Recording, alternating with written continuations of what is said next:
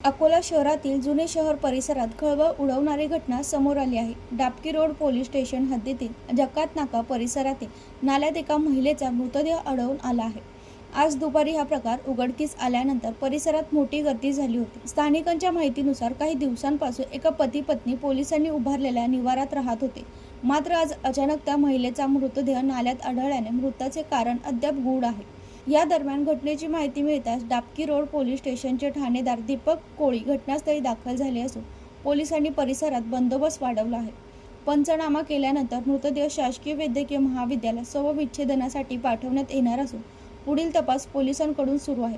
तर दुसरीकडे स्थानिक नगरसेवकांनी तातडीने या निवाराचा उपयोग करावा, अन्यथा निवारा हटवावा अशी मागणी केली आहे। 22/3/2026 रोजी दुपारी 4-4:30 वाजता आम्हाला अशी माहिती मिळाली की कॅनल रोड डाबकी रोड या ठिकाणी नाल्यामध्ये एक महिलेचा मृतदेह तरंगत आहे। अशा माहितीवरून आम्ही तात्काळ घटनास्थळी गेलो। महिलेचा मृतदेह बाहेर काढला आणि तिचे पोस्टमॉर्टम करण्यासाठी तिचा मृतदेह सिव्हिल हॉस्पिटल या ठिकाणी रवाना केला।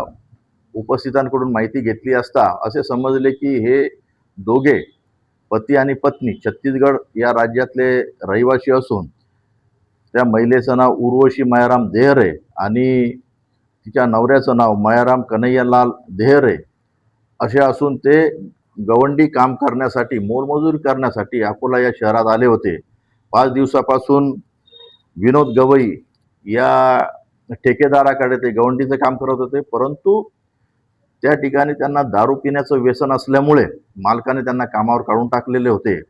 आणि आजपासून हे दोघेही पती पत्नी डाबकी रोड कॅनल रोड या जुन्या जकात नाक्या या ठिकाणी नाल्याच्या बाजूला राहत होते।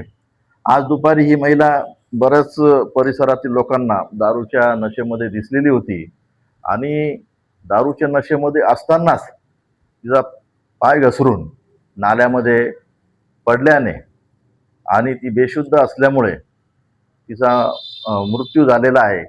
याबाबत आम्ही पोलीस स्टेशनला अकस्मात मृत्यूची नोंद केलेली आहे। पुढील तपास आमचा सुरू केलेला आहे। दीपक गवई, जनशक्ती, अकोला।